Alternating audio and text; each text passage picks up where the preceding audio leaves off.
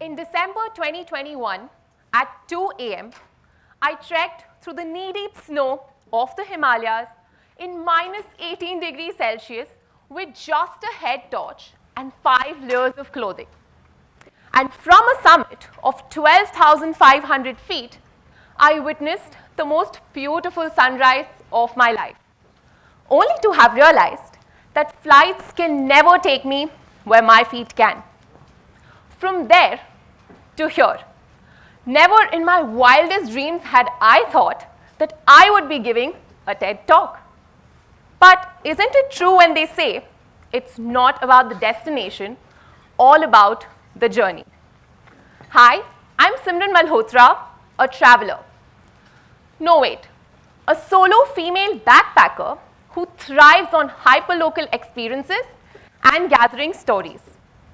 I don't have multiple visa stamps on my passport, but I have trekked to a 2,500-year-old monastery in the caves of the Zanskar Valley.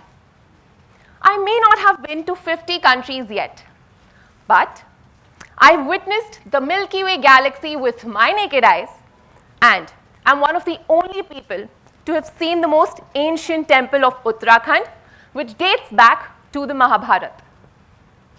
Many assume that my story also starts with a Goa trip after begging my parents for permission.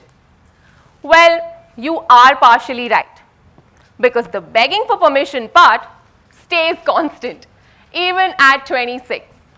But my taste of solo travel dates back to 2012, when as the captain of the Maharashtra girls handball team, I had to travel all alone to Delhi for the national tournament.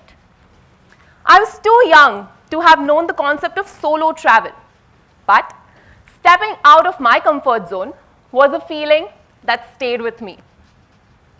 Fast forward to 2017, when I stepped onto a different kind of stage as a pageant contestant because I loved performing and talking.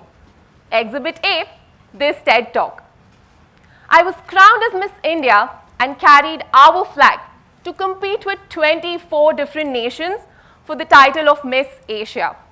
And I was the youngest of them all. They came with such a plethora of experiences of having globe-trotted and had anecdotes to share, while I had none. But what I did have was a chance to give them a glimpse of our country, and I grabbed that opportunity with both my hands. I made them try our local food, narrated tales of history and even mythology at every chance I got, celebrated Diwali with them, and showed them the beauty of Kerala, proving to be the best ambassador of my country I could have been for that week. This episode ignited my curiosity to know India deeper. And being the adventure freak that I am, I also promised myself to learn one adventure sport every year. Because why should I read about the sea, the islands, the desert, the ocean, and the snow-capped mountains just in magazines when I can experience them firsthand myself here? But with that motivation also came a lot of fear. The fear of being a solo female traveler, which one can truly never overcome, but we learn to navigate. Having traveled to such remote places in all sorts of transport, tuk-tuks, trams, local buses, trains, I sharpened my instinct, learned hacks to stay well equipped all the time, and I'm always alert. The fear of height, depth, and even death. Faced it head on, standing at the edge of 205 feet, the highest bungee of India.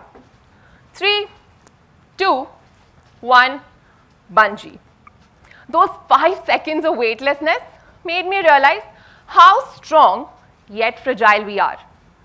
Then came paragliding from Bir Billing, the second highest point of Southeast Asia. With my feet dangling at 8,000 feet, only one thought crossed my mind. What if this chute tangles? And it completely changed my perception. Now I wish that if death ever finds me, I hope it finds me alive. The ocean has also always intimidated me. And to conquer that fear, I snorkeled in the Indian Ocean and have recently become one of the only Indians to know jet surfing. But my real fear is not danger, because we acquire them as we age. In fact, it is the fear of regret. I never want to hear myself say, I wish I should have done that when I had the chance. All of these experiences have taught me only one thing. Real learning happens outside the classroom. And if you ask me, I don't have a foolproof strategy of overcoming all of these fears. I just go out there and wing it. Because until we face them, we fear those fears. Despite of having a 9-to-5 job in a top management consulting firm, I refuse to be solely defined by just my profession. I've delivered work from the remote villages of Himachal while living with the locals in their homes, celebrating local festivals with them, and even cooking in the forest on a stone. After which, I attended client meetings and worked night shifts. All of this hassle just so that I could explore and travel. From the nomadic villages of Ladakh to the unexplored islands of Goa. There are islands in Goa. From the sunflower farms of Gujarat to the most ancient temples of Benares.